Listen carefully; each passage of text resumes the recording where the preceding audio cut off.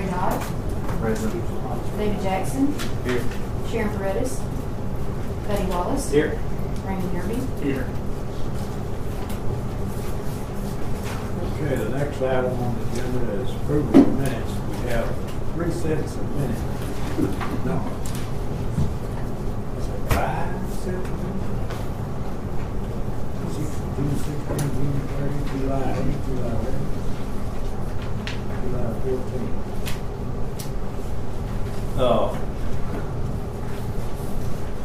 Mr. Attorney,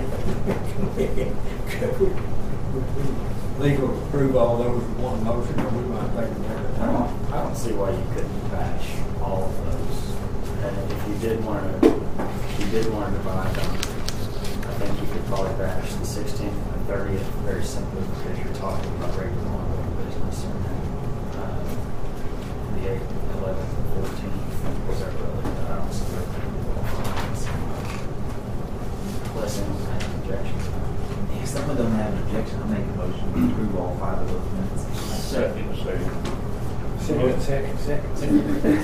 Motion made and seconded to approve the minutes, June 16 regular meeting, June 30 special meeting, July 8th, 11th, and 14th special meeting. Any discussions?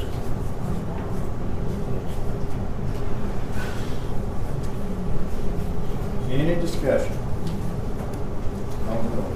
Burnett, Yes. Cannon, Yes. Dodd, Yes. Jackson, Yes. Wallace, Yes. Derby, Yeah. He not with us yet. He'll be here in a little while. All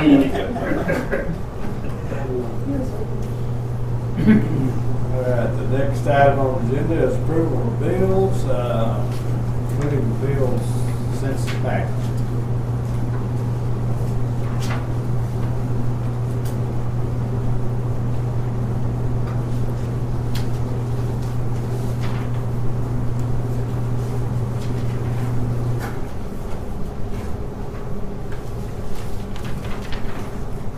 We have a water line break yet, or some kind of water problem out at Jones Mill.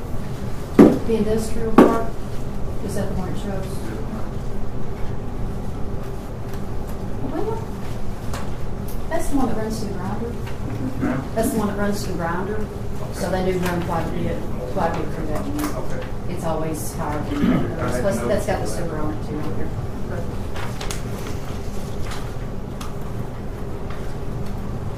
What's your pleasure? Make a motion to approve the bills. Sorry. Motion made and seconded to approve the bills, including the bills since the package. What's your motion? Yes. Any discussion?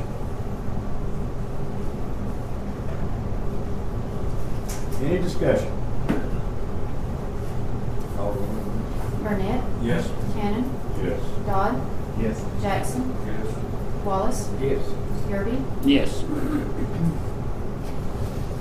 item on the agenda is administrative report. Over to you, Chris. Edward had a family function that he had to be at tonight, so he wasn't able to be here. Give his report. Incoming dust for the month was 627.4 tons. Incoming wood was 537.59 with a total of 1164.99. The total outgoing for the month was 1479.01. We did have a little incident out there a couple of weeks ago. The person that was responsible for knocking down the Primeline dust pile comes over there with their little bobcat and knocks it down on weekends, and evidently he lost his job over that weekend, so nobody actually knocked that pile down. And it did build up high enough to get into the motor of that auger and sat there and kind of smoldered. They got it the next morning, pulled everything out, and Edward and Roger were both out there and kept an eye on it all day and kept water on it all day. And that dust is produced from the Primeline never really burns, it just smolders. And that's happened several times out there. They had everything completely out, but about 8 o'clock that night, I got a phone call that was our maintenance guy, heard it on the scanner that there was a fire at the industrial park. So I got out there to check it out. Edward came and Steve both came. When we got there, we were met with the chairman of the board from Cutter Morningstar Fire Department. Needless to say, he was not very nice to me because he thought that I was involved with the actual county judge, and the county judge was there also, and we were treated pretty roughly. But ended up the main concern with it was because the county had some issues out there a couple years ago, and they were supposed to have taken care of some problems with some burned down buildings, and none of that had been taken care of. When I explained to this man that we're actually a separate entity, told him what was going on, I think I skipped the part about there was some smoke, but they smelled some smoke from next door and called the fire department. So when we got out there, there was no smoke. There was nothing going on. The fire department had gotten our loader, and they proceeded to haul the entire pile of waste wood out of the building and spray it with water. They made Edward help them haul the entire pile of waste wood because there was smoke in the waste wood pile. And evidently, what happened with that, we had a load hauled in from Flakeport right about 2:30 that afternoon, and where the problem was in that load. There must have been a cigarette butt or something that had been thrown into that load, and probably at Flakeport. But they have all the same material that Primeline has, and it never goes up into flames. It never comes into a huge fire. But we got the brunt of it because the man was angry because that was an issue at the park. We did call the fire marshal. I met with him the next morning. The fire marshal walked through all of our stuff, said there wasn't a problem at all. The dust pile was a little high, made us knock it down to 12 feet. Other than that, they found nothing except an old fuel tank that he had us move out of the building. So ended up what the main drive was is Cutter Morningstar is trying to shut down the industrial park. They say that there's not enough water supply for big fire breaks out there.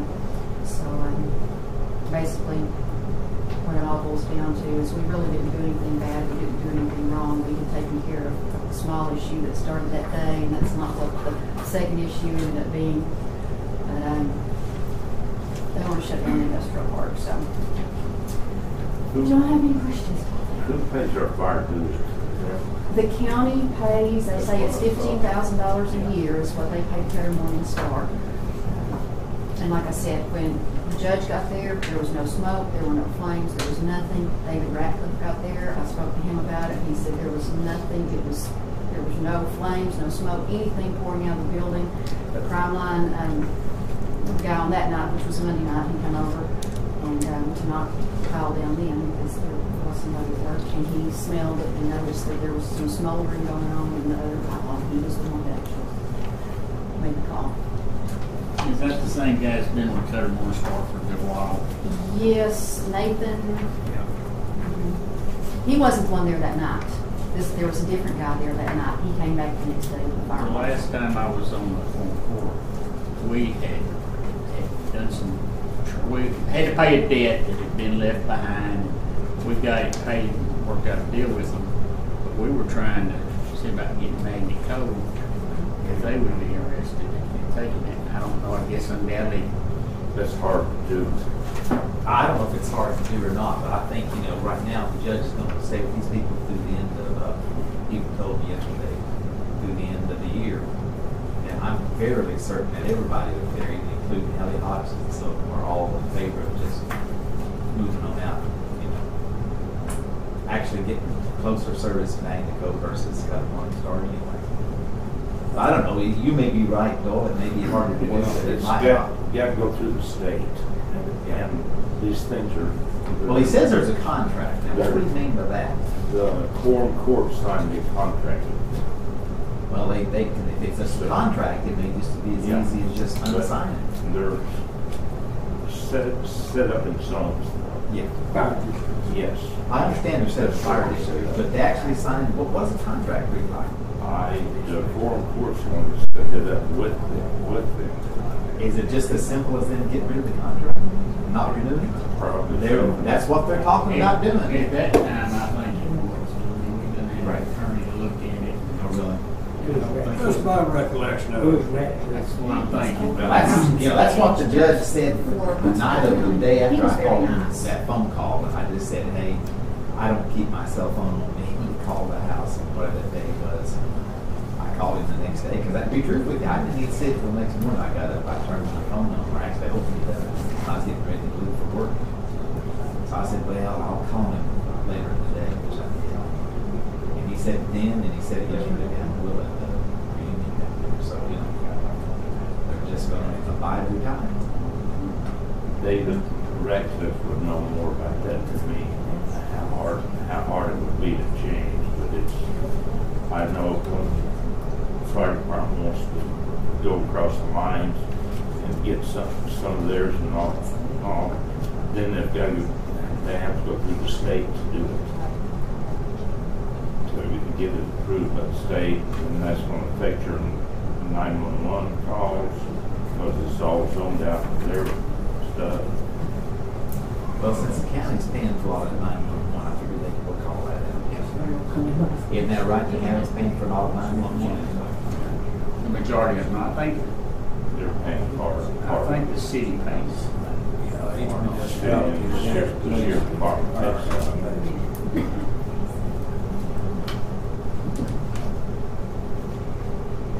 But I'd say just let them work it Let out. them worry about it, it's their worry. Yeah, it's really, in this situation, it really is their worry. And they actually were more concerned, with the county.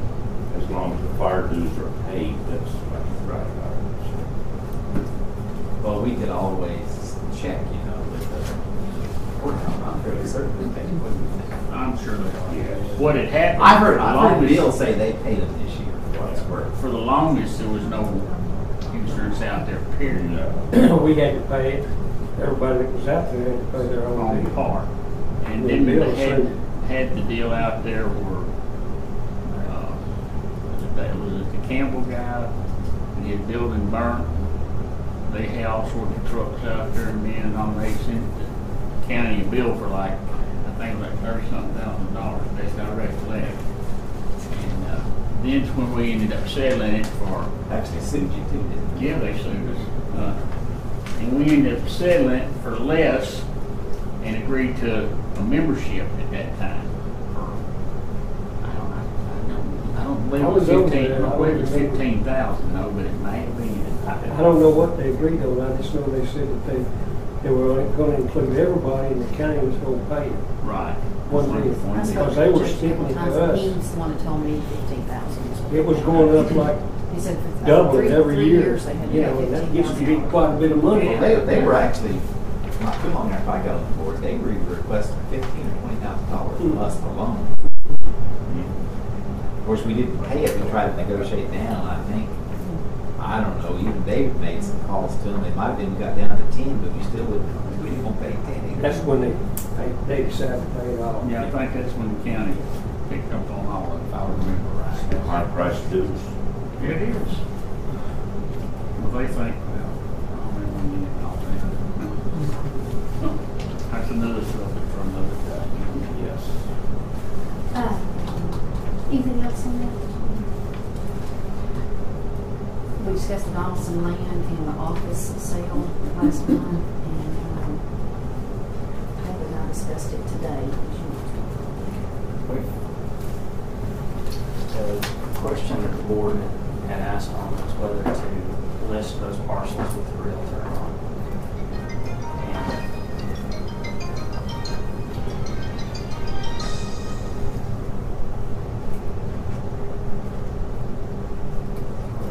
And as a practical matter, I don't think there's anything in the statute which allows the authority to incorporate that would prohibit it.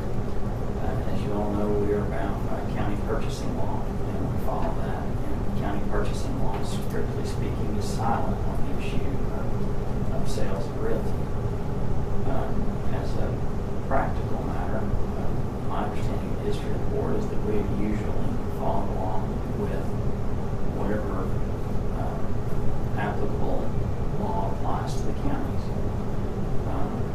And in that respect, there is case on point that allows for, or there's law on point that allows for public auction of said property.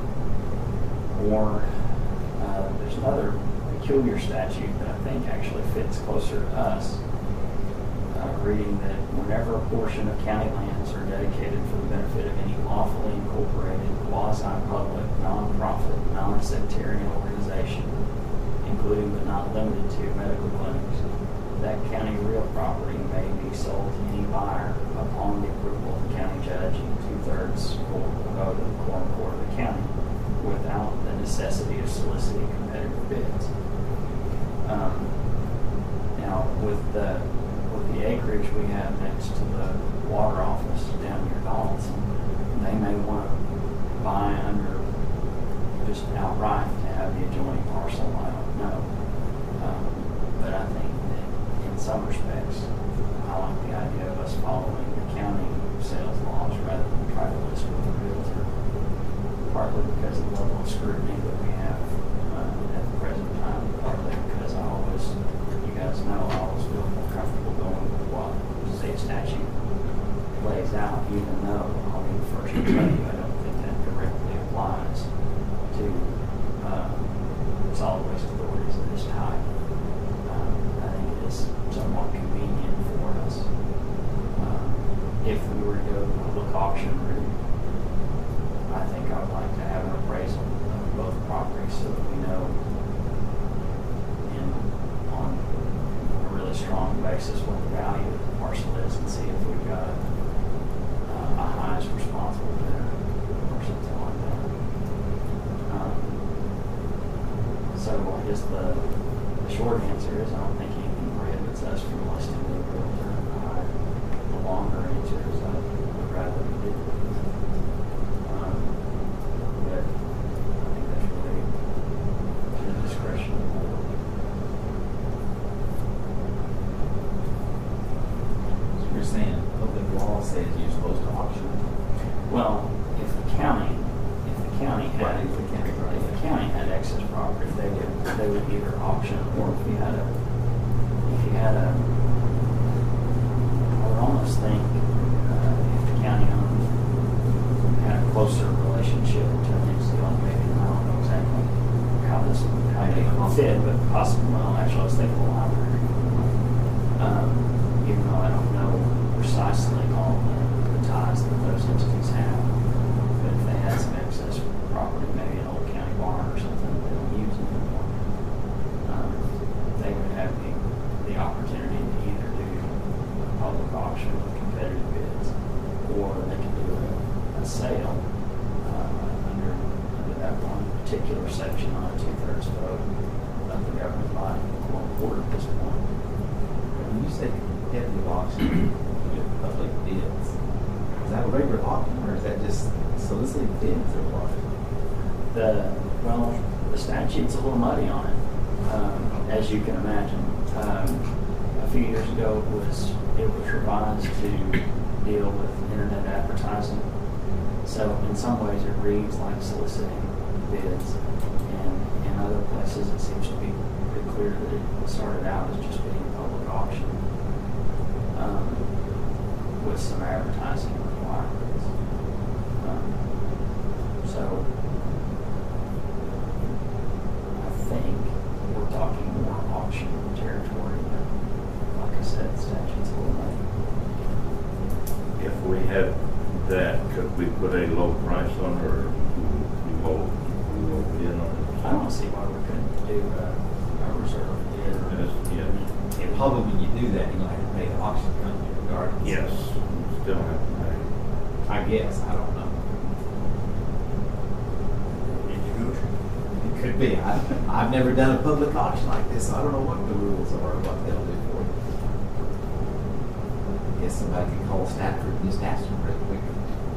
Plus 10%, I think. So, Well, that's what it gets on the channels is 10%. I don't know, real estate.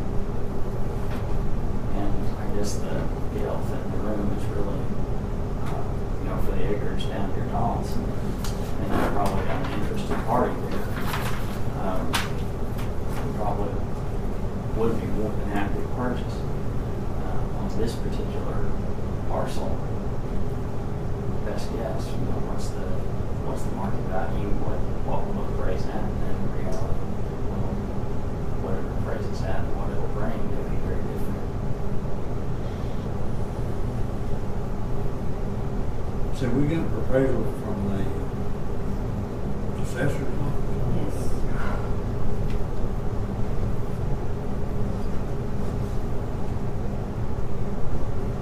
Do you think would be wise to get a, On the acreage down in Donaldson, I imagine that we could probably rely on the assessed value pretty easily. That's just in a formal appraisal, didn't it? It wasn't exactly formal. It was in the form of an email. Well, that's nowadays. So consider that. Yeah, there weren't any price comparisons or anything that others would have in normal. But we got an email from the county assessor saying X is Y. there is 2 paved curved driveways going into that. So, so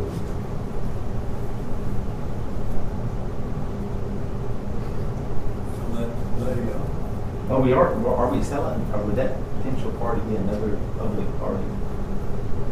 they're not, they're cooperative. They're not government. it is a co-op, yes. It's owned by the members. Yes.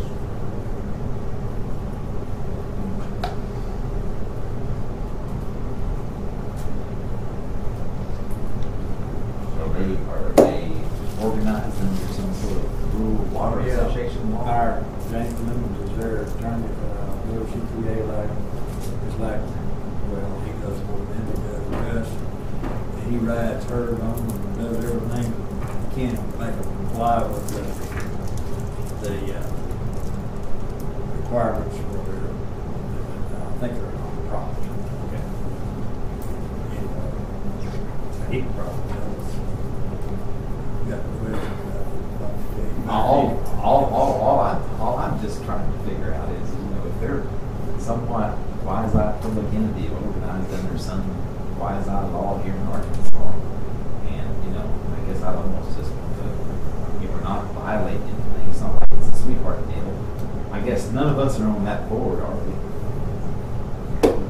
And, you know, in that situation, you know, if you're not careful and you got a small piece of land. members of this association. Members of it. You know, when you got a small amount of money you're spending, if we pay 10,000 or 10% to this guy to try to sell it and don't work out to be the reserve minimum, we might chop up half of our value just trying to sell it.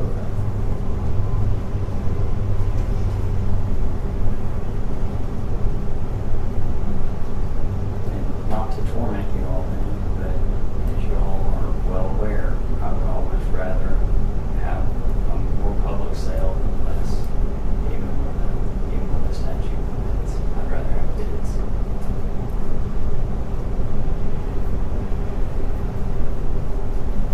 Well, I guess, what would you think of us putting a notice in the paper that we're selling? Submit bids on this date.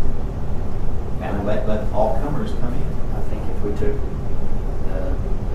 the same procedure or substantially the same procedure that we do when we put anything else out for bid. I mean, like that grinder. Yeah. Okay. And then I would probably want to track along with the public sale statute that the county follows, just to, you know, when inevitably you're asked about it, to be able to say we follow the same procedure that the county follows. Who is someone that would be interested in this move? Well, it would be like when we sold that, or we tried to sell the grinder. There'll be a couple of people put in probably $1,000 bid because they think the government's selling it. They can get it cheap. No, I'm talking realistically, who would be a buyer for this kind of building? Oh, you mean for this building here? Well, now that's a long shot. I mean, you know. Not anybody around it. I He's know. sitting right there. It's a long shot. I've seen what it's assessed for. Realistically, I don't know. We're probably, if you ask me, and I'll say it even if these cameras run, we're lucky to get half that assessed value. Now, you guys may know the Malvern market better than me, but that's my 2 cents.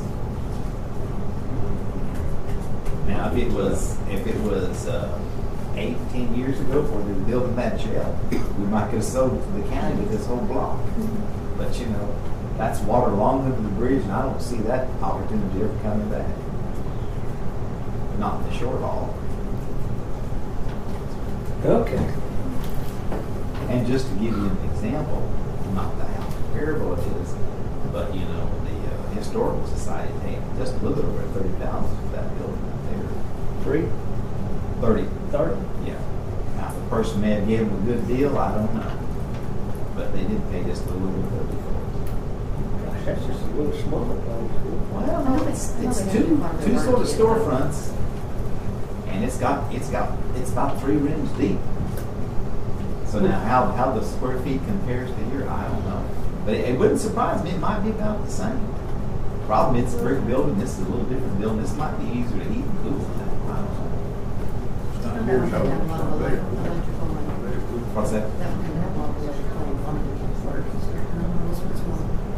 Yeah, I don't know. They didn't. I know the Historical Society didn't do a whole lot to it. They sort of painted it and got going. Cleaning out, I think, was the more thing. I know they have requested assistance through West Central grants on what I would probably characterize as fairly significant construction, remodeling, floor joists, a little bit of framing, roofing. So I would guess that this building is in far more serviceable condition than how it started with. But at the end of the day, how many buyers do you have for your asking price? I don't know. Yeah, realistically, is there any attorneys you think in this, especially when you got all the other stuff up there? Got bail bonds, and you think might buy this one? I don't know. I need a good chiropractor's office. It turned into a beauty shop. Like a great beauty shop. Is there any action on that? Or?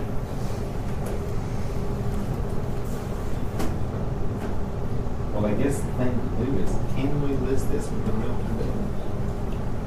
I think you probably can.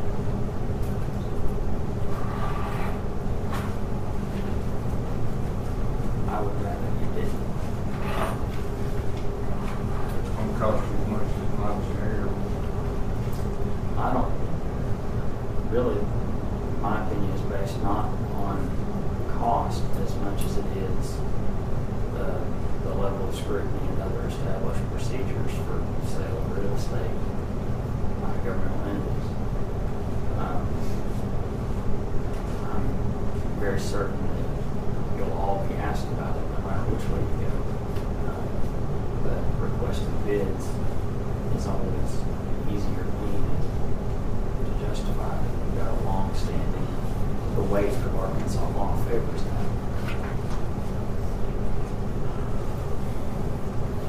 The thing for us to first then would list it for sale, for bids, reserve. Is that correct? Essentially, yes, but On your bid advertisement, you put in there that we reserve the right to reject all bids and get it up front. And then you don't have to tell what your reserve would be or anything like that. You just say, the same thing we've done with the gravel. My question, just from dealing with real estate, would it be smarter to go ahead and move the offices out and have an empty available building to sell? Or would you want to list a building that we're still operating out of, that everybody in the country can come and go as they're showing it for a real estate company? No, we need to work on the other place, getting it set up first. Well, I'll make a motion that we advertise for bids on the Donaldson property. I'll second that motion.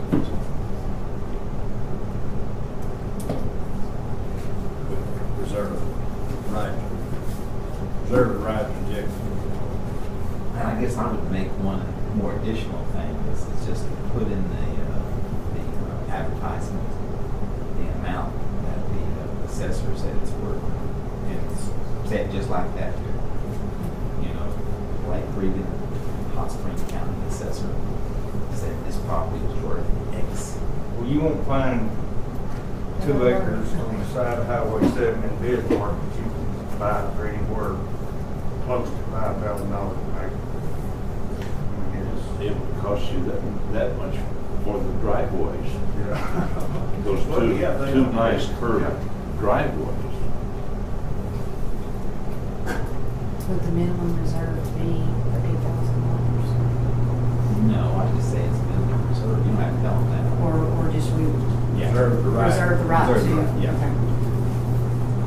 Basically, if they know anything about, I think, municipal law, you're really hard pressed to go under what the assessor said. We probably could make a decision, you know, talking about criticism. Okay, motion made and seconded that we advertise the Donaldson property. Bid, say what bid. Reserve the right to reject any and all bids. Any discussion? Are you going to amend the motion to add in the amount the assessor said the property worth? Oh, yeah. Okay. Yeah. And the motion with the price, the value, the assessed value, not the assessed value, the appraised value per the county assessor. By the way, they do that, they have private contractors that take every 5 years, they contract. So that's really not Black's appraisal, that's a private appraisal firm that really looks at the price of As Mr. Burnett amended his motion, it would probably be a good idea. I'll second that motion, amended motion. Any discussion?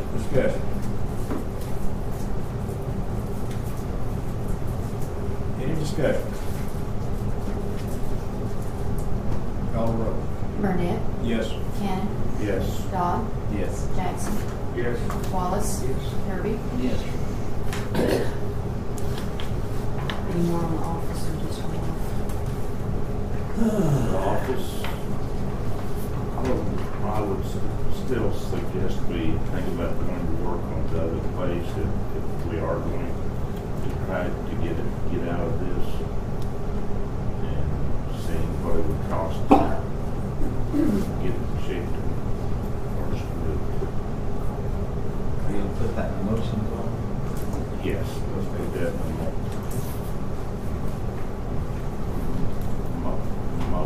Motion. I don't know if you want to hire somebody to, I don't know what we need there. Well, I guess what we could do is just have maybe Chris or somebody go out and look at what we need and then figure out what we want to do. Put together a bid package or just what.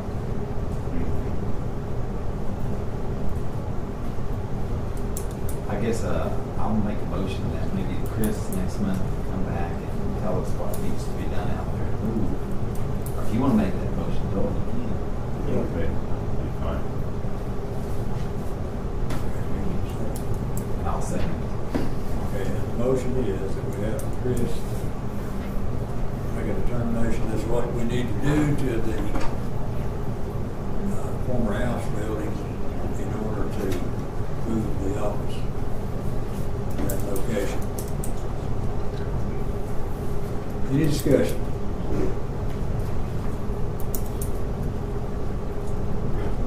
Any discussion?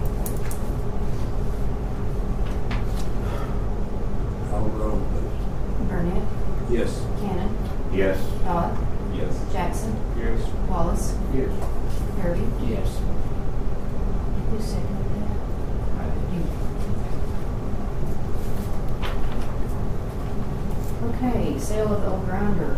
I talked to Blake, contacted him to find out, let him know what the bids were that came in on it. He was to be getting with the state auction board to find out how much we actually have to accept. He said we could sell it at public auction, and there was at any price, no minimum reserve on that if we wanted to do it that way. But he thinks that it's best to get 85% of what the appraised or assessed value is of it. And I've tried to contact him a couple of times to find out what he found out from the state auction board, and not have a clear in touch with him about the end of the day he was out. So.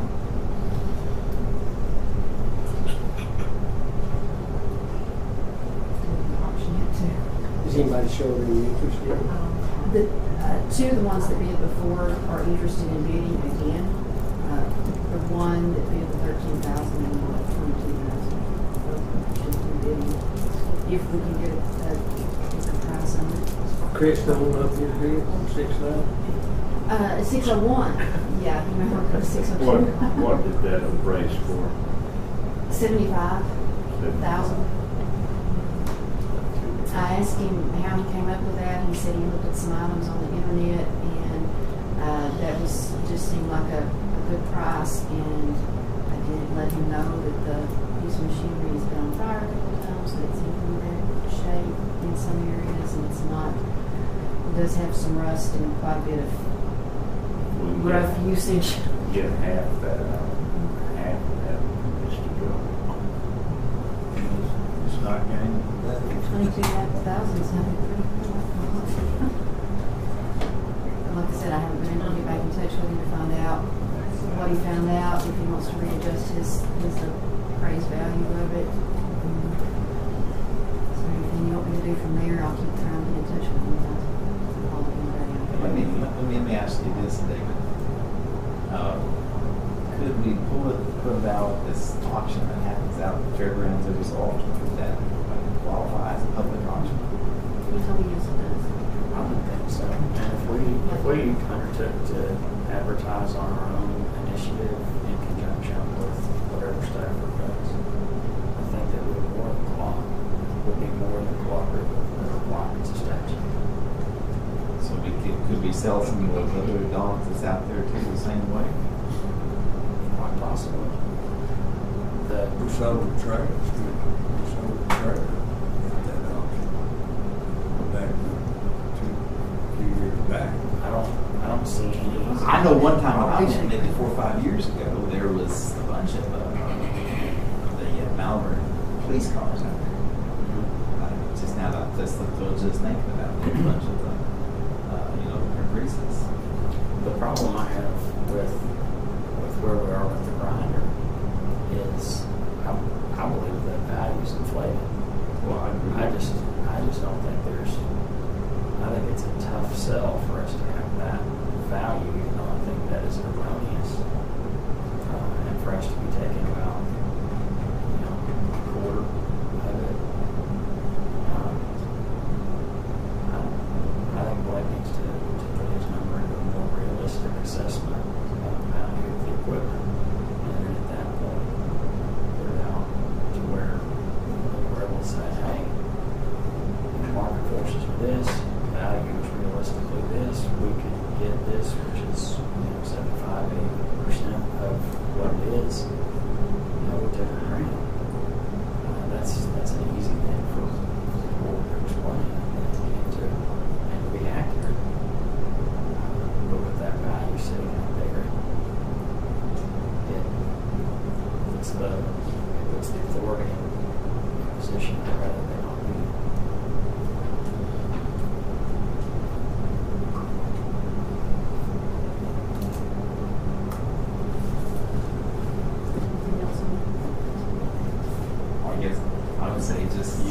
Work with Mr. Steve. Blake, you know.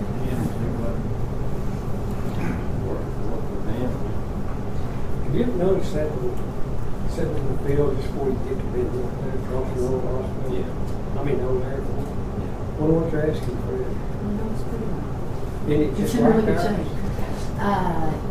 It is a yellow one. It would be a different brand, I'm sure. They look at It looks more better than ours, doesn't it, that? But I just noticed it when we was at work.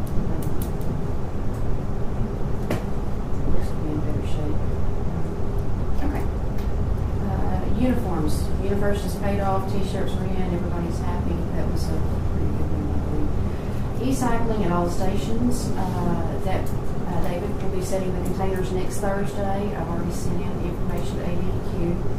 I have printed up some flyers to hand out at all the stations to let the public know what's going on with that. I will let you know that between last month on the 18th and this month on the 18th, we have completely filled the trailer with electronics, 15,446 pounds, and that's just what's coming in from Bismarck and through the E-Center. So I have to hire another person just to handle electronics, which is a good thing because we won't be paying the tipping fee to the landfill. Another thing, this will make y'all really happy. Tim Driggers came through today to bring some information on the district recycling. He is over just the district recycling works in Hot Springs.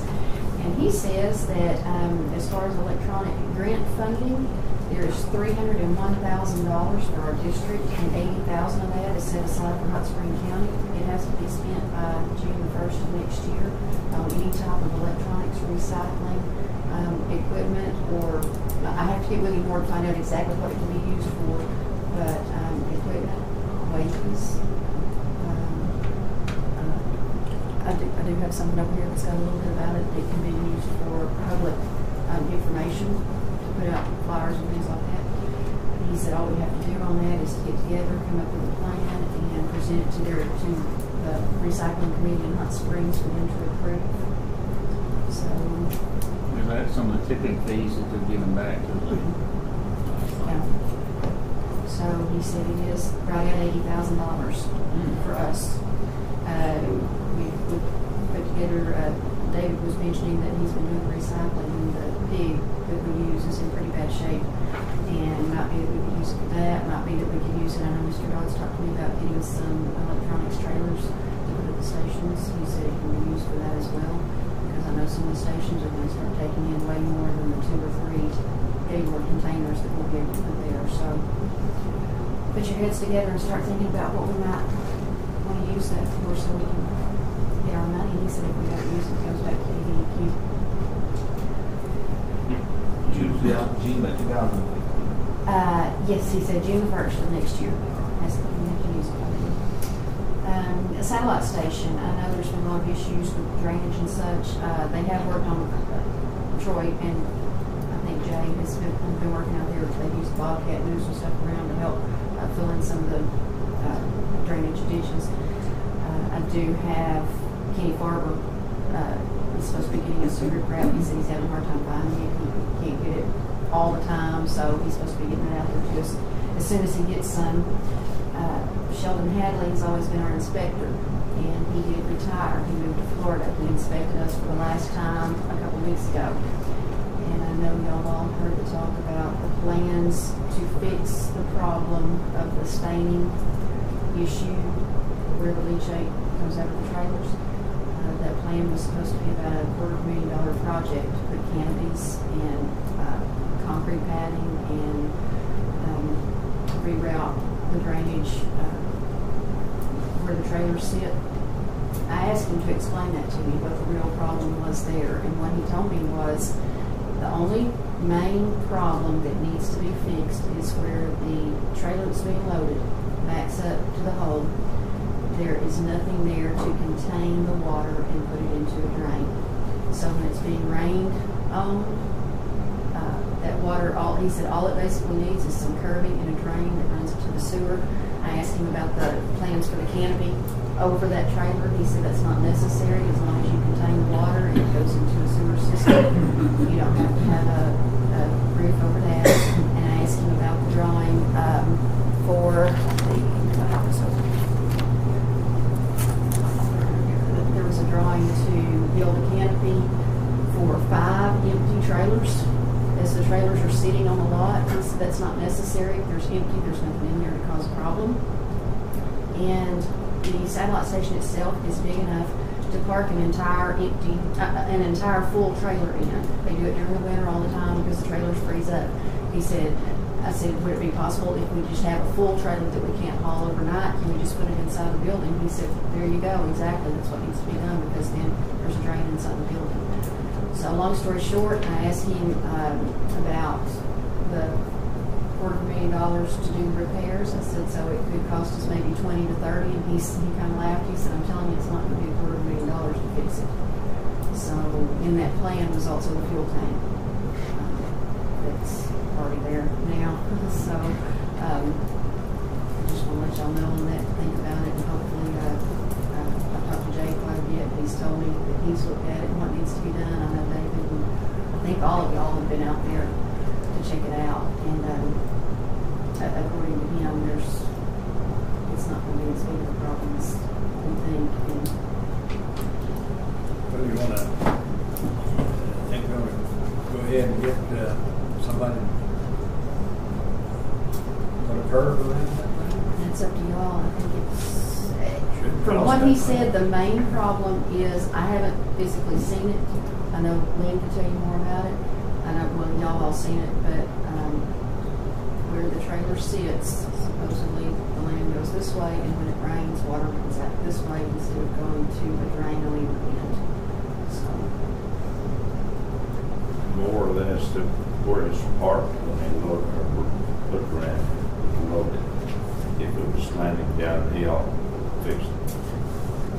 actually, I don't think it has to be slanting at Yeah, all. okay. It's already It's sort of slanted in a direction.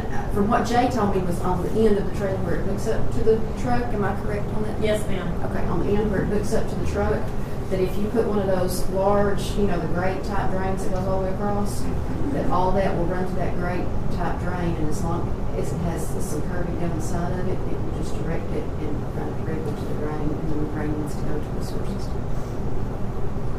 How close to the sewer system? I didn't hear her. How close to the sewer system? How close is it? It's quite a ways away. It's Is it inside the building or outside? No, it's outside the building. It's probably 100 foot away, maybe. Is it up on top of the hill? No, it's down below. Be up. And the trailer sets up, and actually the drain was supposed to be there, but instead it runs downhill, so it wasn't laid out right. No. There is a drain there now? Yeah, there is a drain there, but the water runs down away from it. Just runs needs opposite to be edge of forced, the road. needs to be forced back into the drain? Right, it needs to be forced back, or another drain put in at the end of the trailer. Engineering run the train wrong. Yeah. Yeah. I mean, just to make it all set in a nutshell. Somebody's looked at. Yes, sir. Because they're level upside down. Yeah. Yeah, one to me, a drain, I don't know what. There's a drain there now, we can just channel that to it, right? No, it's gonna have to be reversed. It's on concrete. From what I get out of it, here's where the trailer parks, and the drain is here. And if they put a drain on this end, it all runs down to the drain. Yeah. Okay. You're gonna have to reverse that drain. Yeah, that's it. But it ain't gonna be. No. But again, that's, you being if engineering, we pay high dollar for it. You got a new building out there, it costs what, $2.5 million to build? And we've done probably spent another $500,000 on it already out there since it's built.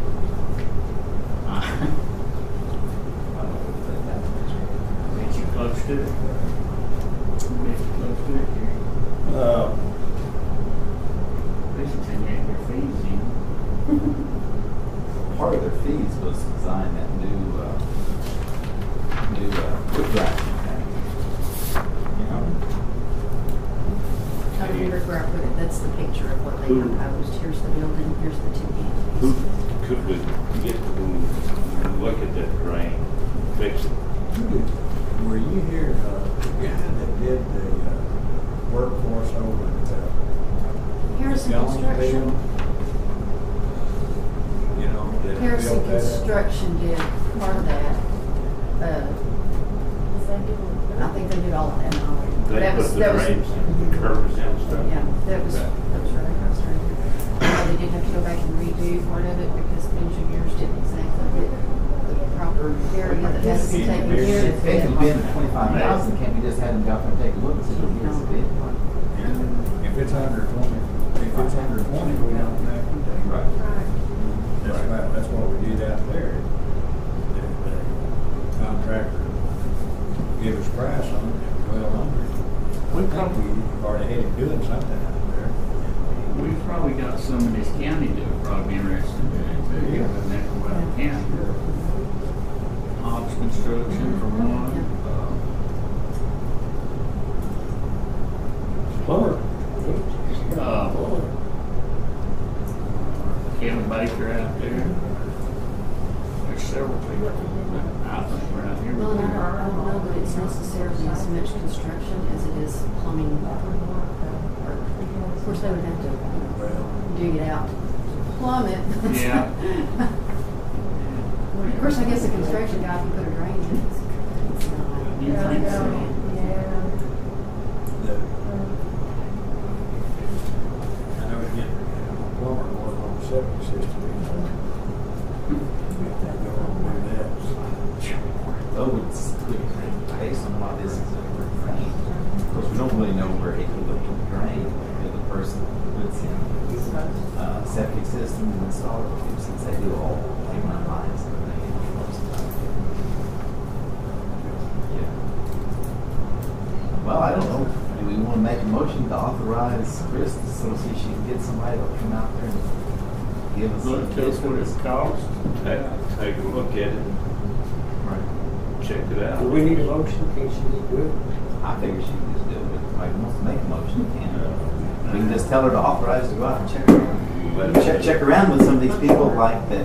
In your spare time when you're not doing it. If you don't mind.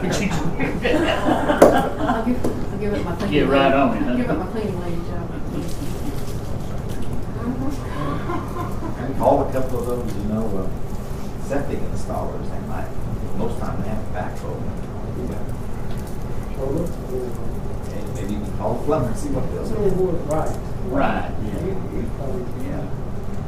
good piece. Anything, name I don't know.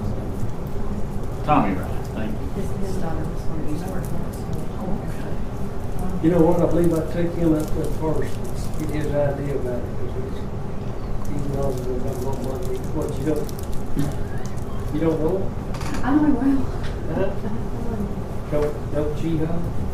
He did do us a very good job down on that balancing station down there. He put in a septic tank there. Really? And put it below the ground, and it's been taken in groundwater. We've been having all paid out groundwater. Oh, don't get We me. got the same thing in Friendship too. And they need fixed. He used to do it. And that was probably back in them days. I don't think he does anymore, but I think that was probably. And I understand I want to keep. Chris just I'll get kinda whoever back- y'all back would want your for me to own get. judgment. And, you know, I do know a lot of people in the construction business, so I can. Please use your own judgment. Yeah. I'll get more than one. I'll Okay. get several.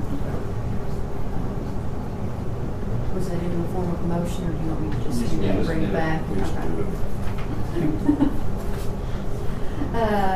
Safety, David did get in contact with National Park Community College. They will do a forklift operator training course for $400. They will do up to 8 people, and $25 for each additional after that. That $400 is a minimum. I didn't know if y'all wanted to go ahead and do that, or if we wanted to go with some certified person that we might already have. We do have one on staff. According to everything I've read, all that is necessary with OSHA, and Mr. Dodd, you may know more about this. As long as there was a competent person in the company that can run that piece of equipment, they just have to watch the other person, watch the other people run it, make them sign off that we have trained that person and that they know what they're doing. She's got a backup seat on it. He got that deep. We do have a fire extinguisher. Yes. I sort of agree. If you have someone that's trained, does someone have a current service? I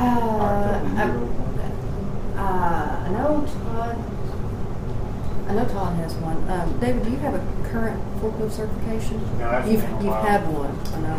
Yeah, it's been a Well, while. Todd's got a current one, and just set the program up and Okay. run everybody. I'll have to double check, make sure his is, if not, Who? his. Did you want, Todd, the service? I'll have to check with that, if not, I know, like I said, David's operated quite a few of those. As far as Debbie with it, I know she went through the course before. I don't know how much she's actually operated it to be able to train people. We can talk to her on that if y'all want to. Yeah, well, I'd say just keep working at it by the end of the year. Everybody complies. Okay. That was one of the questions too about if we want to pay to have certified, to have these people certified on different pieces of equipment. One of the comments that was made to me was that it had been brought to the board in the past and the board did not want to pay to have people certified. What's You required? may know more about that. There should be one certified person on staff and they can train the other people. They call it a competent person to train, is the way OSHA states it.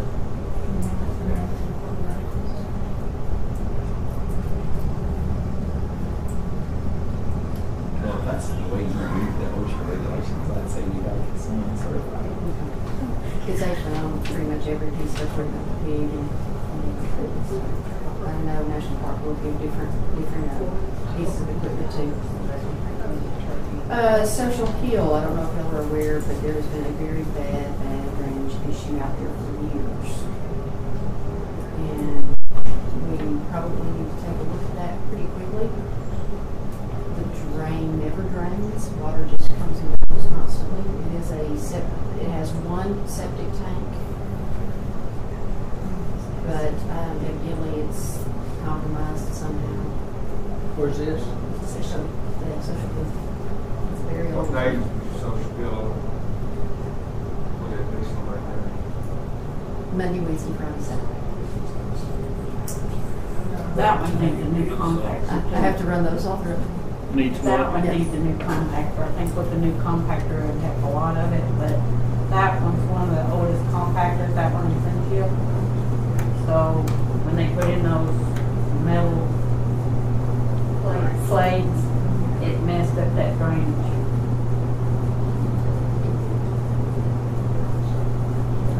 We've got a office that's taking over that station that makes it Skylift, and I know he said that he used it for a long time. Has ADQ said anything? They haven't technically caught it when there was a lot of rainwater there, but at some point they All have. it takes is one time. Oh, damn. Well, that would give you time to comply. Yes. But it's always probably a little bit to get ahead of it. I know the smell is, I would say the smell is really bad because at a lot of the stations, there's how many, help me, 3 stations they put metal plates on? Yes. Underneath the compactor, because as the compactors were set down on the concrete over the years, it dug holes in the concrete. So the solution to that was to put a large metal plate. And most of the stations where they put the large metal plate on there, water collects underneath it and makes it smell extremely bad. Donaldson's the same way. It collects, they put the metal plates and right in the middle of that water collects right there. And it cannot drain out. But it's that leachate, you know, out underneath there, and that's where you get your smell. And them inspectors do not like that. There are a couple of stations they've told me that they did put actual runners, metal runners in the concrete which worked really well, but for some reason, these 3 different stations evidently all had the same problem. I'm assuming it was all done about the same time, right? All those metal plates, and that was the solution, and it's not the solution. So, maybe look at, I mean, in my mind, it would take pulling the compactors out, repouring the concrete, making maybe a stronger concrete. I know Social Bill's been there since 80-something. So, might be something we need to look at. I'd say put it in the budget and see where it works out. The tank at Social Hill is between the compactor and the rest. Yes. And from what I'm getting out of it, the drain is evidently at the edge of the concrete. I mean, at the edge of that metal plate. I believe it's partially underneath it. It's kind of Am I right? underneath it.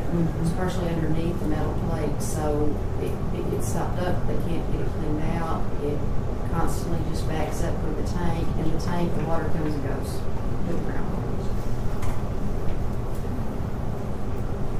It is one that supposedly Tommy cut off, you know, when there was a discussion a year or so ago about cutting off all the fuel lines. They might all be capped off, but it's not stopping water from going in that tank. I don't think that he might have placed it, but I worked on that station about 18 years ago. I did not replace it, did not retank it. My understanding is it's still the same tank. Still the same tank, so we just hold meat from day one. Robert needs tank. How much would it cost to put in the tank? Yeah, but you got that gate, that fence right there, that's a septic tank. So I'm not current on The the fence is over The the, fence, What size it's was that? like that's as far as the They're fence. as big as The thing with that is they can move it out to the side because if it's a holding tank, it doesn't have to have fuel lines. I can't tell you. You can put a holding tank anywhere, and even if you have to pump uphill, you can pump water uphill to That's it. what was put in originally for those sides, 500 gallon tank. What these people put The back? biggest one we put in, 1,250 or 1,500 gallon. When they come to pump it, they charge us the same thing, you know, $372.70 to pump the tank. Something else we need to check on. Well, let me ask you this, do you think we can get with one of these, I call it septic tank installers, they put in a 1,500 gallon tank for us? Oh, yeah. Oh, yeah. Well, why I mean, why don't we have you Chris, know. why don't you get with one of these septic tank people and see if they'll put in a new tank, maybe above grade, and, you know, and fix that drain that, see what it does for us. And even on that, if it's a holding tank, I know they just talked about that it's under the fence there, but we could move it on out. How much land is it with the deal? That one should have about 2 acres too, doesn't it? That site sits on a hill like this, and the compactor is down close to the fence in the front. And there's plenty of room uphill from it.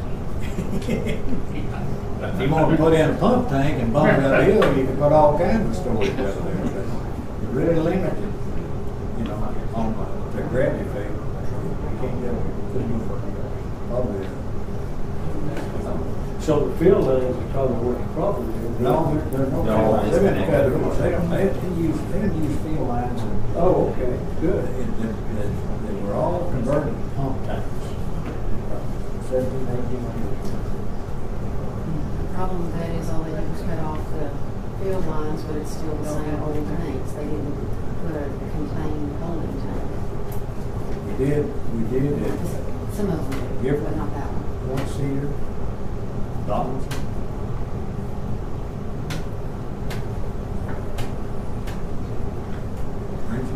Friendship's got the old thing, it's buried.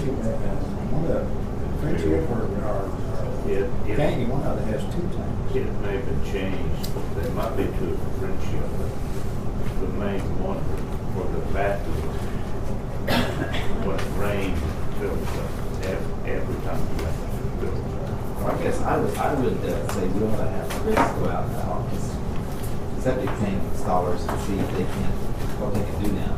And use, Mitchell's biggest word, biggest tank possible.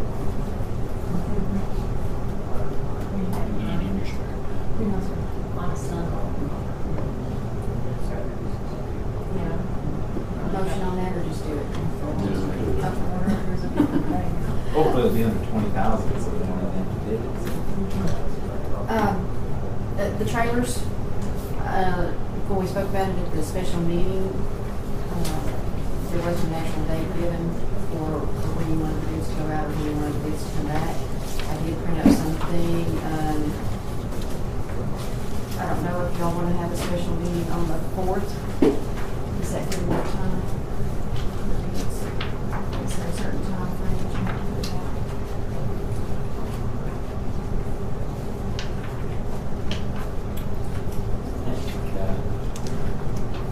That's where you execute it.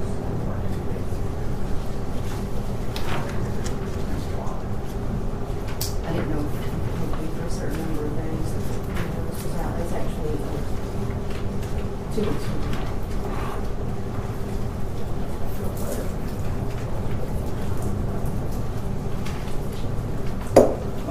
7 days, didn't you usually? Depends on the statute, like the internet sales statute, it's supposed to real property costs for 8 days, which is kind of odd. I mean, it's an odd number for them. I like to keep things the way we always do, as close to the way we always do. So we're if we do it the way we always do. We've always done it. Somebody's never called or anything. That's my preference on this. I did speak to Phil Williams from Peerless, and he said that this time of year, I asked him if it would be a 2014 or 2015 trailer. He said, you can actually get either. I said, well, with the 2014 being cheaper? He said, no, it would be the same price. 15 then, in case at some point we ever traded them in, we work a little more. Another year more. Way about the way it's going to be, because it's the end of the year, and about that new model. I can't really understand why people don't buy that 14 when they wouldn't save no money. You know? I guess it's a motion to go forward with the bid notice. Is that right? Are we agreeing on the date or what is the date? That's what I'm getting, y'all, to know when you want to open bids. You want to have a special meeting for that. I know one thing before they said that.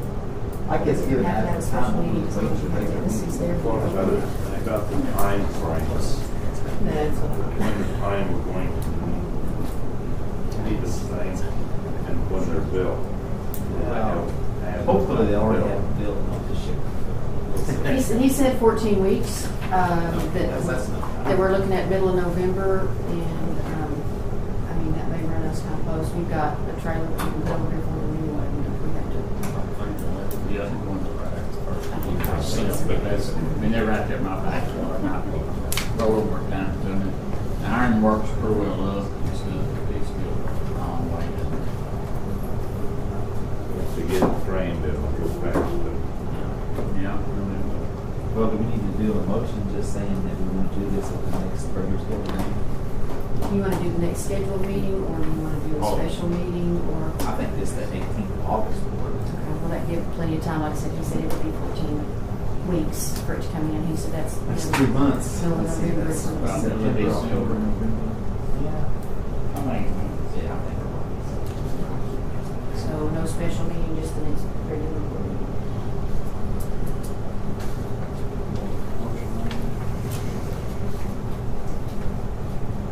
I'll make a motion that we submit the trailers for a sealed bid and do the publications, and that bids will be open at the South Solid Waste Authority board meeting on let's see, August 18th, 2014. Second. Motion made and seconded, that it pass. Trailers to be open at August 18th. Meeting. Next regular meeting. Any questions?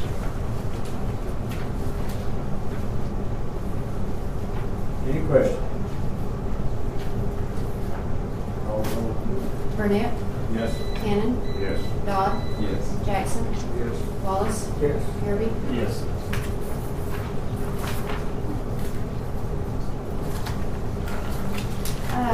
We've had some discussion among some of our employees, and I wanted to bring it up to you. If you know if we've ever had a vote on shutting the gates at 4:30 and when the patrons have to be out.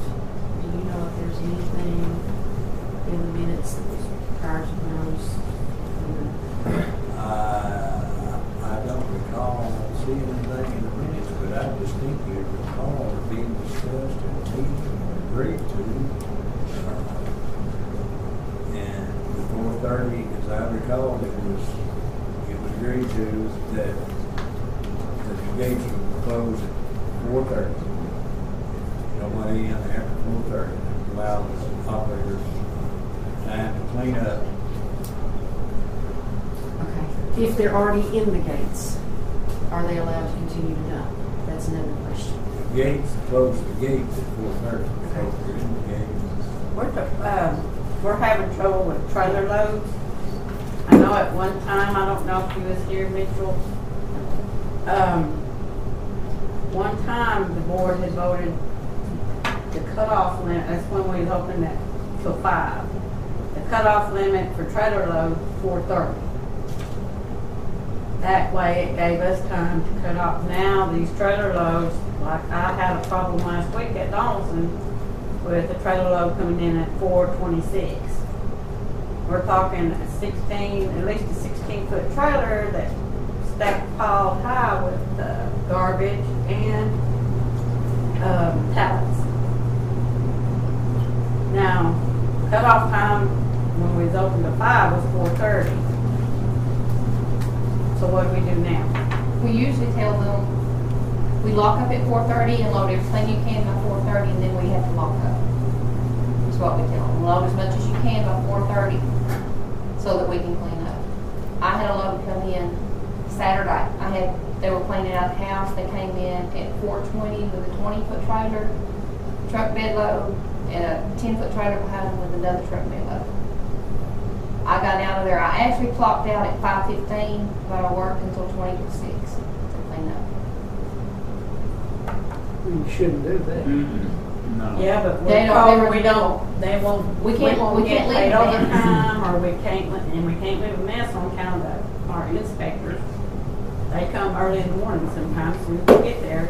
If we leave it at 5 o'clock, when we get inspected that next morning, it's gonna be my license number on that write-up sheet. It takes that, when you have trailer loads, it takes that long a lot of times if it's a mess. Like they were cleaning out a house, so there was insulation. I had, on one load, there was 7 couches and 6 mattresses Good. out of an old trailer. And the next one was carpet and padding that was coming apart. So you've got all that spread across the house. Well, would a motion out of us, an ordinance saying for a trailer you got to be there at 4 o'clock work for you most of the time?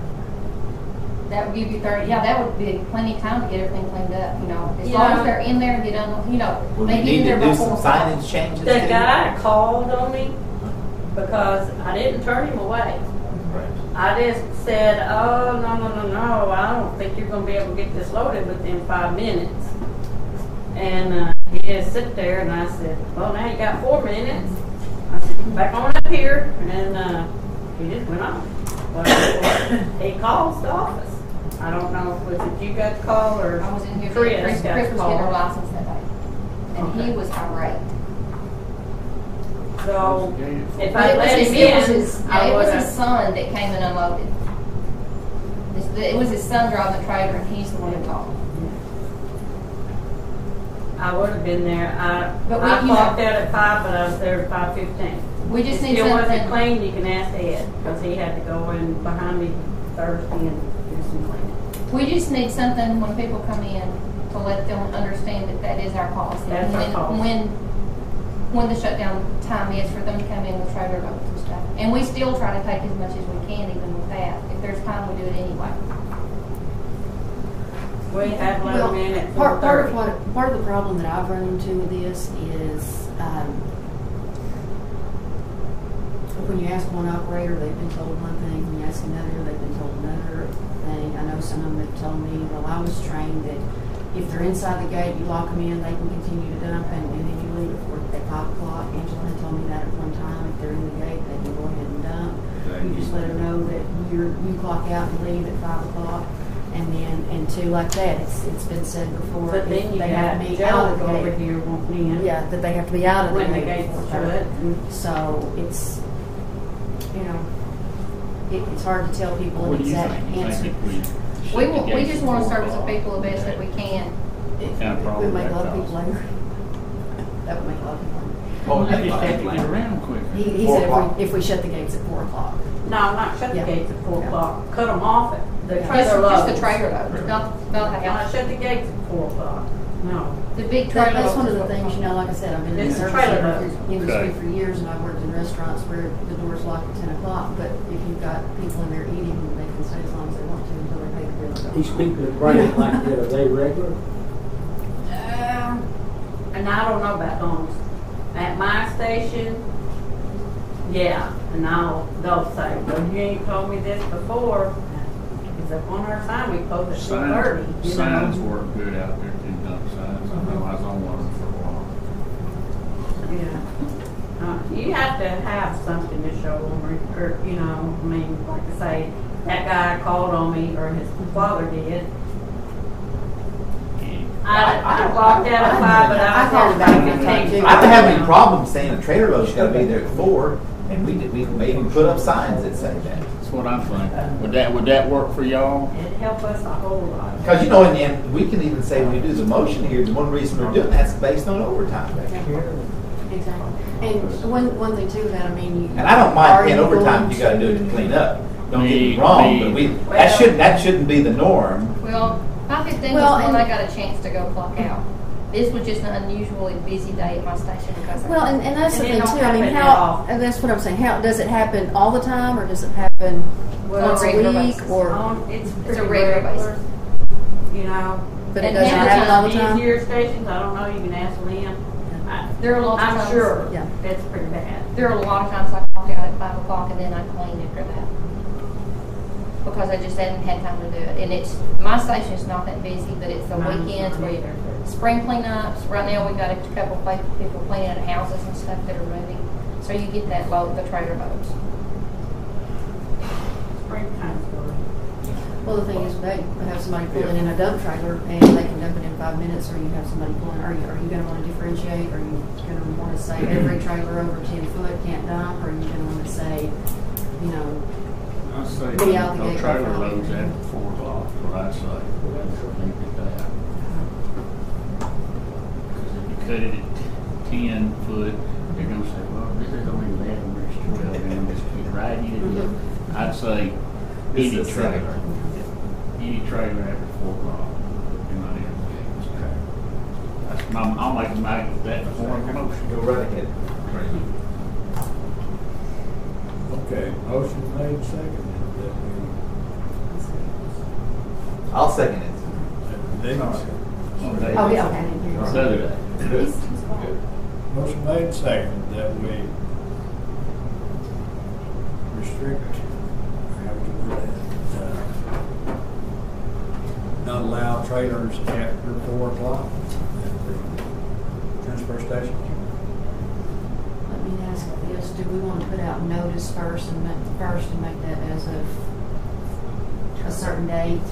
Because because if not, you're going to have trailer loads come up tomorrow, and they're going to be told to go away. So that might cause some anger. If Give they're them not 2 given- months. If they're not given a little advance notice. Give them the 1st of October. Will you amend your motion? you think we can go October? Oh, yeah, that's 2 months. That's not a bad. I'd say September. One All more right, September. September. September. If- Okay, all right. Yeah, amend it to as of September. I just know that they're going to get yelled at a lot if they tell them tomorrow. Well, give them my phone number, You know. don't call me. What is? Yes, let us have it. Okay, used to it. Beginning September 1st. Yes. Okay. Okay, this does not have anything to do about if they're inside the gates or not, right? Because if they're in the gates, they should be allowed to go in. Oh, If they're in the gates at If they're in the 4, gate at 4, and it they'll takes have them a plenty of half time. hour or an hour to Not won't do take it. the unloaded. This Right, comes down- I mean, with cars. Oh, no, you don't have anything to do with those, just trailers. Yeah. Just- We'll discuss it at the safety meeting, explain to everybody exactly what it is. Yeah, I mean, Okay. it's no big deal, but we. And if it's not a huge trailer, they need to take it anyway. Okay.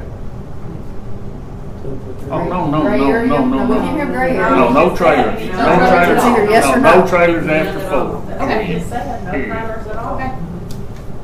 When you start taking one, then they're going to take somebody else's, and I just say, no trailers after 4. Too much gray area. Okay, motion made, second, that effective September 1, we not allow trailers at the transfer station after 4 p.m. Is that correct? Any discussion? Any discussion? Burnett, Yes. Cannon, Yes. Dodd, Yes. Jackson, Yes. Wallace, Yes. Kirby. Yes. Thank y'all. We appreciate y'all. Thank you all. Well, we appreciate y'all. Thanks for bringing it to our attention. Yes. Well, I don't like to get called on. I ain't a good worker, but I try. Well, we have one call on you. There were troopers out there inside. It seems it was the about a gate, trailer. Shut the gates, locking the gates. And well, the gates are supposed to be closed at 4 o'clock. The gates are closed at 4:30. That- 30, yes. that is- But if they're inside the gates, they can go ahead and do it. If they get in there by 4 o'clock. Or with the trailer. The truck. Yeah. No. Cars I'm and talking about cars and pickups, Yeah. cars can go in there at Yeah. 4:30. As long as they're not pulling a trailer Yeah. any size behind. Most people on pickup in 10 minutes of the long haul. Oh, yeah. Isn't that you guys' experience? 4 to 4:30 is our busiest time. Right. Oh, really? I mean, that's our rush hour. I mean, Yeah. I can have like We would do better if 12 we opened people all noon to day 7. long, and from 4 to 4:30, I can Right. have like 30, Oh, okay. you know. Yeah, they sell on couch My and phone motion all day feels very long. close. They take naps all Bad day. about doing that. But if they get inside the gates, they can go ahead and do it. That's correct, yeah. Because you guys just pull the gates closed, you don't lock it, do you, at 4:30? No, we Depends. lock them. It depends. You have to lock them or people, People, they come in. I've had people open them, yeah. Well, I say, okay. Yeah. Mercy. Somebody's in there, So we they have lock to them. unlock them. Well, that's fine, but that's fine. then. They even get Lock real, them and- they even get real mad sometimes and just set it outside the gate because the gate was shut. Right? They do. When they change the hours on that, that's when I have a lot of phone calls too. When they cut those hours. Ooh, get ready. Recycling, I know I talked to a few of y'all about it, I've changed some of the recycling, dollar amounts here. In the past, that, this $55 is what was used as the diversion. The actual amount that's being diverted from recycling is the tipping fee. There's still employee costs, there's still trucking costs. So in reality, the only amount that's being diverted is the $19.87. If y'all are happy with this and you understand the way I did it,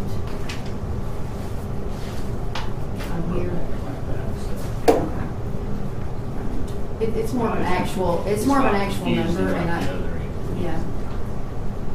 So if y'all are good with that, I would like to go ahead and start changing these amounts up here to reflect the real amount instead of $55 a ton.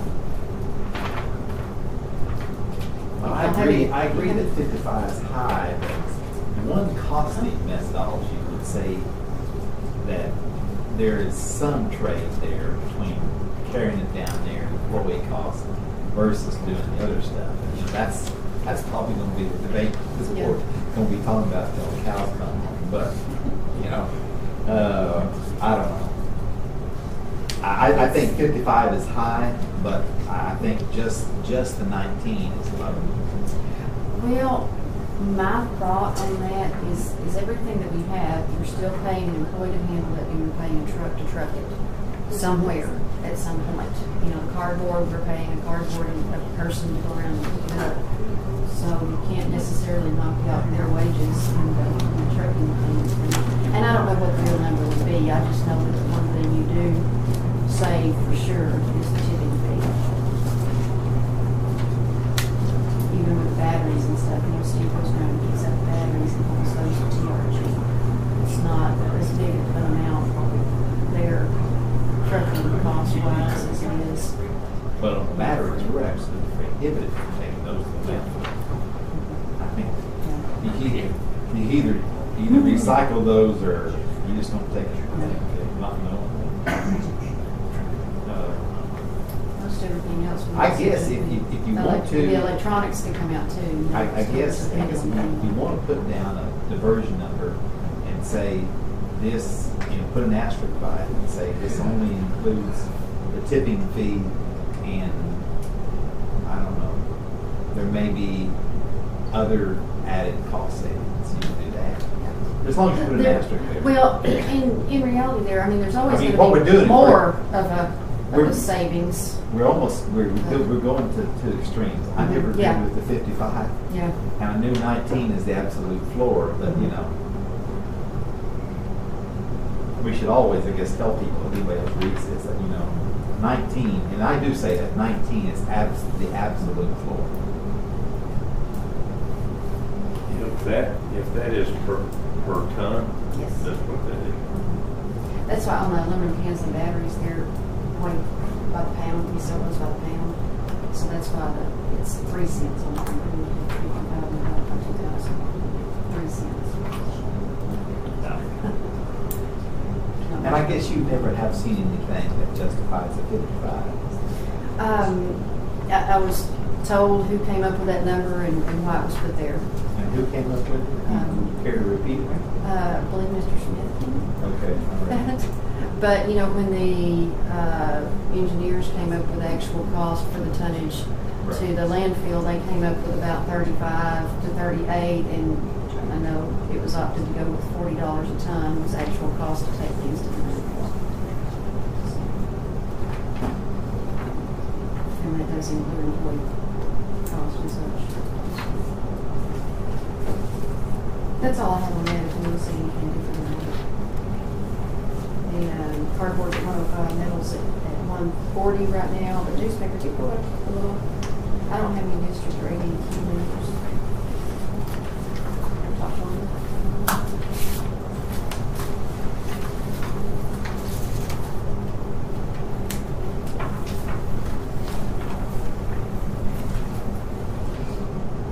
On that recycling, if y'all have any other ideas, if you let me know by next month, I'll adjust. I know you probably won't think of Finished? Hope so. All right, next was attorney report. I do. I've got a copy of the signed memorandum of agreement ready for your signature. Mr. Feeney has executed it on the arrangement with Prime Line and the purchase of trailers. So we've got. Hopefully that cap is lit. So other than that, I'm talking to Chris about the other stuff we've already talked about.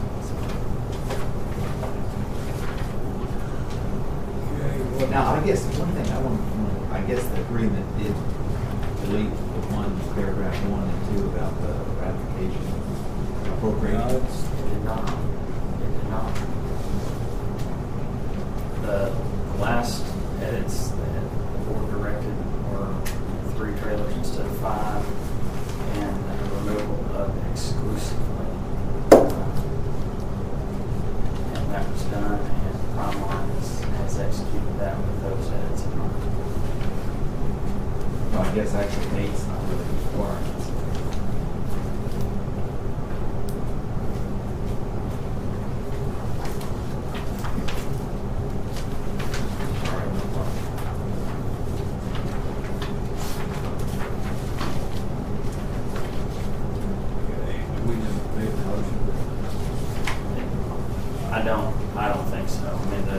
already, at last meeting, the board directed me to forward that over with those edits, and made those edits, it's ready for your signature.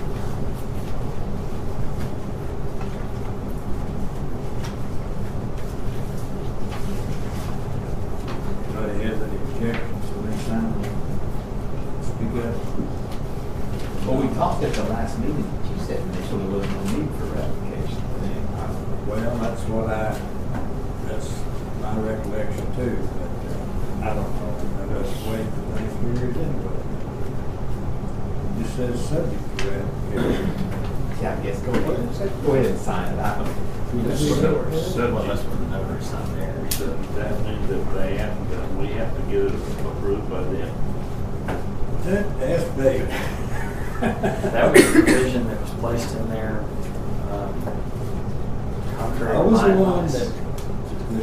that wanted it put in there, but I was also, as Jerry said there, apparently didn't hear it, but I said I was the one that wanted it in there, and as far as I'm concerned, it could be taken out. That's kind of, I have every confidence that Primeline will be more than happy to sign it with those provisions excised. And I'd be happy to resend it, and I'd be happy to submit it to you within the next couple of days. I guess I would take the motion if this is long and drawn out, but just so that no one criticizes us in the future, that we delete paragraph 1 and we delete paragraph 2 based on the way we funded this. And then have that increase.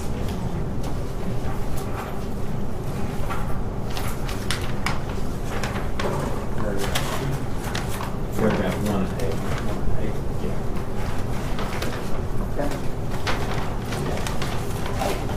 I made a motion. Second. Okay. motion made and seconded with amend agreement to delete paragraph 1 and 8. Authorize.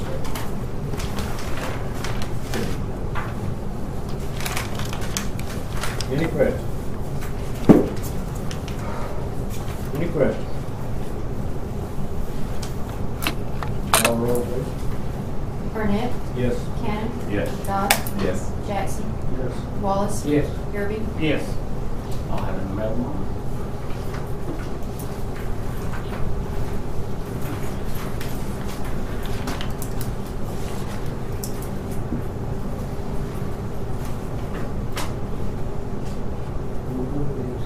Ah, Are we going into executive session? no business. Yep, we're gonna act on those.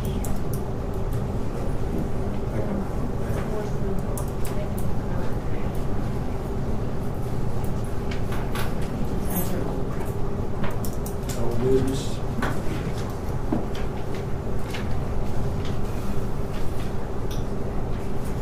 That'll be the time to discuss hiring an administrator. And we need to go into executive session for that.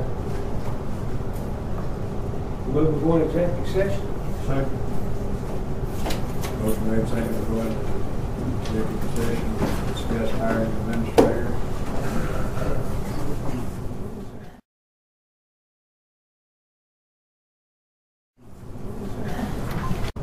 Chris Walker as our new administrator. A second. Oh, sorry. Motion made and seconded that we appoint Chris Walker as our administrator. Any questions? Any questions? I would like to say this, we had some 2 or 3 pretty good applicants that we really considered seriously and came up with Chris. We appreciate the people that did put in applications. Agree to that. Me too. And we ought to write all of them letters, especially those we interviewed. Thank them for their time. Yes. Okay, any further discussion? Call the roll, please. Burnett, Yes. Cannon, Yes. Dodd, Yes. Jackson, Yes. Wallace, Yes. Irby. Yes. Okay.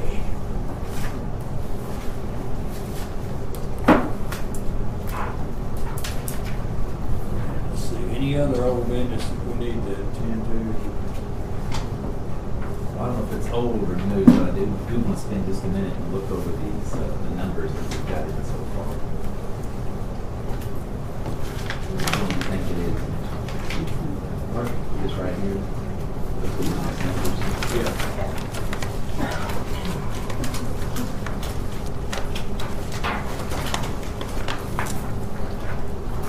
What are we gonna do? We're going to look over these numbers here and look at what we've done so far this year. Essentially, we're going to probably reduce these down a little bit, but this is a 6 months, so this is really where we're at. It's important to note on the salaries. Right now, we currently have 24 employees, one of which is out on workman's comp. So even though we just went 39% for the year, our actual expenses are somewhat lower than what they were last year, but here they will probably increase. The thing about this particular report, at the end of the day, when we get down here, our total expenses have been, let's see,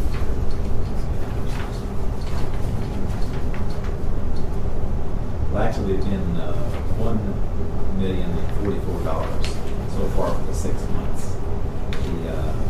The thing about that is when you look over at the Lemons report, it shows us having a loss of $57,400, but a large part of that loss is attributable to depreciation. So from a cash flow point of view, we are making ends meet here, and we're meeting what we should be doing. I don't know, does everyone follow that? And so, but essentially, though, what that doesn't allow us to accumulate any cash to replace equipment. So, but if we continue to watch our salary costs, then you look down through, and I think that's important to recognize too, that so far this year, when you look at salaries, out of the little over $1 million that we spent right at almost $700,000. So somewhere between 67.8%. We spent right at about 70% doing that. Then of course you look at our office repairs, operating supplies, and maintenance supplies. We spent right at $200,000, and then our other expenses came in at $177,000. So, but anyway, I just wanted to point that out to you that we're holding our own, and as long as we continue to keep the ship like we're doing, we can probably make ends meet. I think based on this, and once we get the schedule together for attachment for a policy what we pay people, then I think we would be to the point we could do a budget for the year, come back and give it to everybody. And you can see where we're now operating at based on our current employee code. So essentially, at the 23, 24 employees, and I'm not saying we're going to stay at that level, but at that level, we are holding our own. Did you do this up, Jerry? Chris did this up. This was done through the budget that whatchamacallit, let's see here, other administrator, Angela had together, but Chris put in all the year-to-date expenses. And she essentially does that through what I would say is booking book system. But you could bounce it if you want to. You can bounce it against Lemon's number, since the two are working out almost the same other than depreciation. Looked at this, yeah. Then this comes out. And what I hope to do with this schedule in front of you is probably consolidate all the salaries into one number, simply to give us a quick snapshot each month of where we're coming out for the year.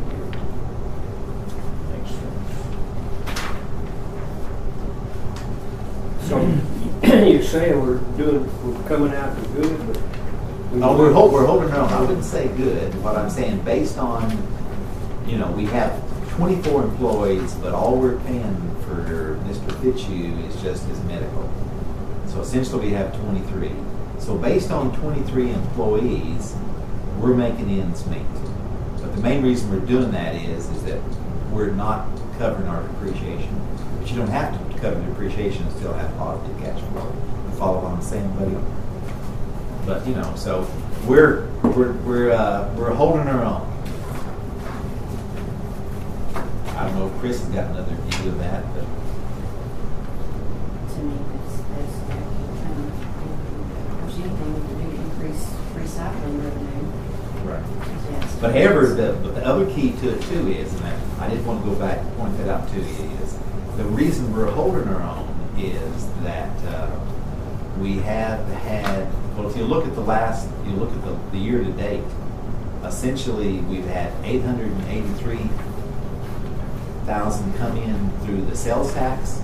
We've had total revenue of 1.94. The other is through primarily the recycling. So we're holding our own through a combination of the recycling money and what we charge when we pick up for other people and the sales tax. So we need both of those to come out on the positive side. According to the paper, I believe, I have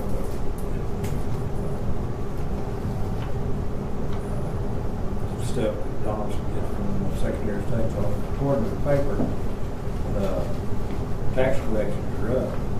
But you know, I don't think this county was up. That's what the thing that I've noticed. Well, they said about it.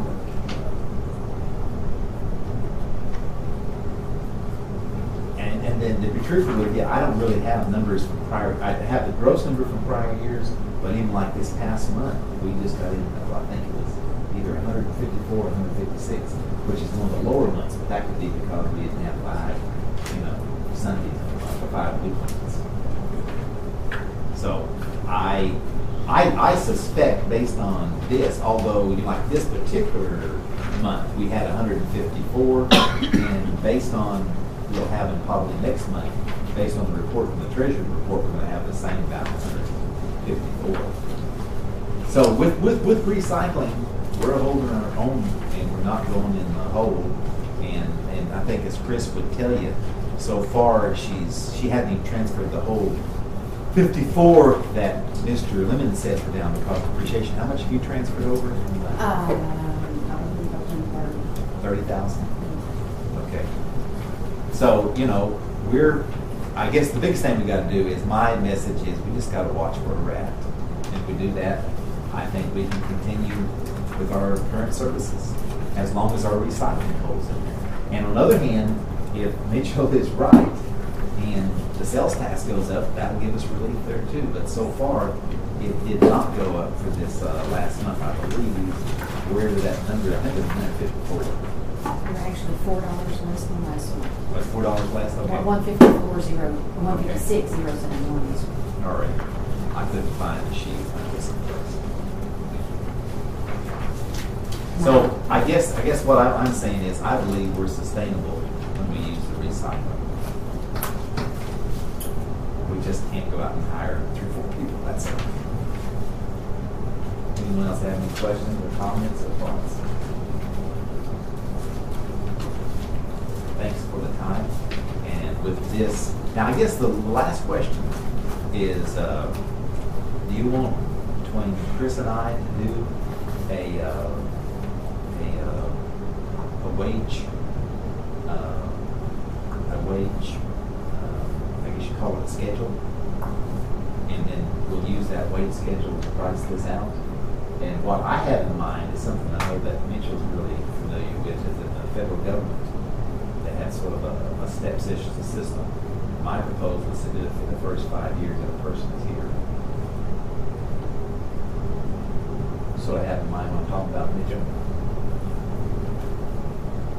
And then we'll come back and we'll present that to the next board, and then if that's approved, then we'll use that to build the budget. And essentially what I'm saying is that with that, we're probably not going to have a 3% pay raise across the board for everybody at this next budget cycle. We need to be more realistic about it. We should have been following suit with other government agencies. Usually the cost of increase in cost of living as a basis for raises instead of just a number picked out in the air. I think you guys need to go ahead and work on that. Yes. Okay. My thoughts. See what you can come up with. Bring it back to us. Look at it. The only thing that it's definitely going to be a guess or an estimate. Yes. Is how much the healthcare will go next year. But, we'll make an estimate and just, that's really the best we can do. Now, on the other hand, the only thing we could do is maybe if, Chris, do you think those people would come in and talk to us in November? That's usually when they come. In November? I You think they might come in October? Probably so. Okay, well, Just- won't we just see maybe, talking. that way we can get a better handle on where that's gonna come out Okay. for us. I did, just this past week, I received the information from them. We have to send in an audit every year for our employee wages and stuff. So I got that this week. Okay, let me ask you, do you think we need to talk to someone else about that insurance, The thing with that company, the health insurance or what? I know, we've been with that company for so long that we got the grandfathered in rates before. I don't know if we switch companies, if we'll be able to continue with that. It might be a totally new policy, or it may be, The thing that is, we could get something better if we started new. They do, listen, I'll put it this way, they give better rates than what the counties give. Okay. So, Okay. and they got 106 employees. And the thing which they do is they do give us 3 or 4 different plans. And we select what we think, works best for everybody, law firm based on the recommendation of the administrator. Part of it being a little cheaper than the county because of the age difference. Now, I've heard that said, but, I don't know. A lot of our workers are Well, they're- more older. We're with United Healthcare, right? Yes. That's the same thing counties. Well, it could be, the difference is that we just have a different agency and they're planning for us. They don't have. Let's say, the only way they get a better plan is if they cut their commission and ain't none of them. Well, now we have, does the county have that high deductible? No, See, I don't what think we- so. What we have is a high deductible, but we have, and this is too, the insurance. A supplement it takes. We have a fund that reimburse the employees for that deductible. And we've saved enough on our premiums, the board to cover that, what we spend That's reimbursing. why it's a good bit cheaper than Okay. right there. That explains it. Okay. And probably with that, if we continue that same plan, we're not going to get a better deal elsewhere. Now, everyone will tell you, at least what I've been reading, is after next year, it may change drastically, but we'll just have to, like mentioned, you're right, of course, you're trying to break, face next year when next year gets here. It's scary. They probably will already have an idea of what's the rates are gonna be looking at. Well, I mean, they will, and next year will be pretty stable. It's going to be 16, that's going to be maybe a rough year. Yeah, I'm being honest, from what all indications I've heard, this next year's gonna be, You think it'll be as large? I'm afraid it will be, that's what they're all saying. Well, I guess it's a good idea to get them in here in October, let's see. Unless we get lucky and somebody repeals their Obamacare. Well, that's everything I got on the budget process. Okay, new business, we got a couple things here. Austin, you sit down. Oh, it's just Ruling. that, it's just that if we would like to, we can, just like the quorum court does, we can start our meetings with the prayer. And of course, having served a great number of years in the Air Force, I'd like to start with the Pledge of Allegiance too. And I think we just got to make it somewhat open, and we can do the prayers, and sometimes we can go through the say prayers too. Just have to have a policy. Well, it's kind of what sets out, maybe. You should have Not just us. Right, that's right, correct, yeah. We make an offer. We also need a flag in here. That's correct. Flag is, We have one, it's just our flagpole disappeared. oh, Okay. oh, okay. Does anyone have any discussion on this? Do you think this would greatly offend our constituents here in Hot Spring County? I think it was, That'd be a good idea. be of more help than that. We need, You want to make an motion? I'll make it an motion that we have a policy that we open the Solid Waste Authority, Hot Spring County Solid Waste Authority meetings with a prayer that conforms to the latest Supreme Court ruling of the town. Second. Agrees. And you're gonna add the And pledge. And we will open it up to the Pledge of Allegiance to her. Second. motion made and second that we establish a policy on meeting, prayer, and pledge of allegiance. Any questions? Any questions? Call the roll, please. Burnett, Yes. Cannon, Yes. Dodd, Yes. Jackson, Yes. Wallace. Wallace, yes. Yerby. Yes. Sounds the same. Same thing. I've got it as loud as it. Oh. I'm sorry. Okay, another item of new business here.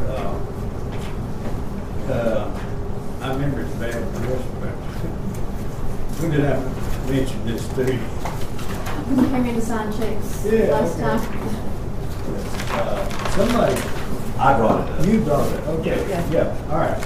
And I did a little research of my records, and Chris did, she came up the same document I had, and that is no agreement, no formal agreement. What happened was back in 2001 when Midway Incorporated, Midway and Agrico, there was a move on to have them admitted as members of the Solid Waste Authority, and there was even a lawsuit filed, but it was dismissed, I believe. But, anyway, what I've got is, and what Chris came up with was a letter that George Hopkins wrote. You have a copy of that? You familiar with it? Yeah. And he covers the situation there pretty good. And one of the things that well, basically his conclusion was that you can't force the Solid Waste Authority to accept new members, but if you're going to do business with them, you need to get an agreement. And that was his recommendation, that you get an agreement. And again, we've not come up with any record that one was ever executed, Jerry, so we probably need to get it. And I think maybe that might be mentioned in one of the audit Is reports. Midway still a city? Yes. And they're using their dumpster? And paying their 98% input like Donaldson. Yeah, we don't have any agreement. No written agreement. You don't have it dissolved. Right, that was they were doing the same thing up until it was dissolved. Yeah, they're in.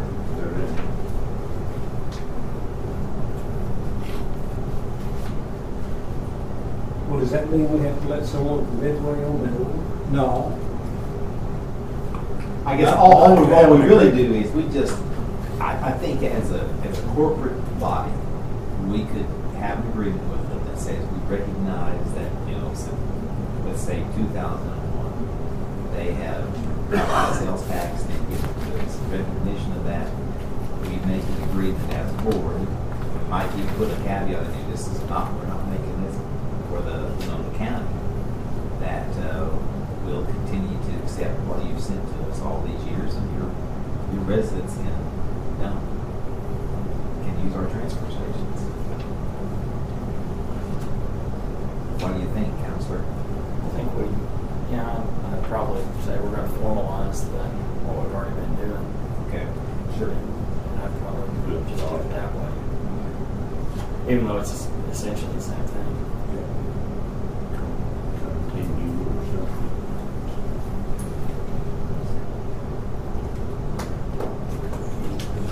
Motion to have David. I'll make a motion that David draft a letter and an agreement for us saying that we're going to recognize what we've been doing for a good number of years, and we'll continue to accept the payment, and their members of that city will be permitted to use the solid waste authority transfer stations.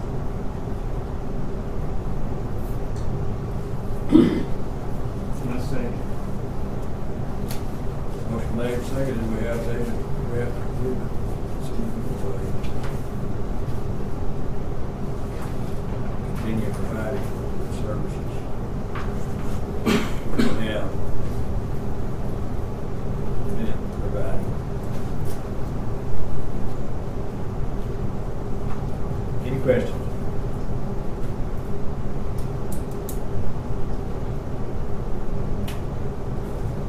Any questions? Ready?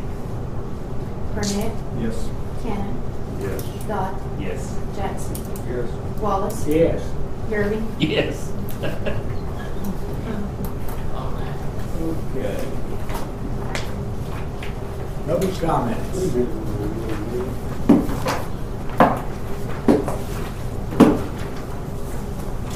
Anybody got anything? Congratulations, Chris. Yes, congratulations, Okay. Good motion to adjourn. Make a motion So to moved. adjourn. I'm ready. Where did you get the custom made that? I don't know if that's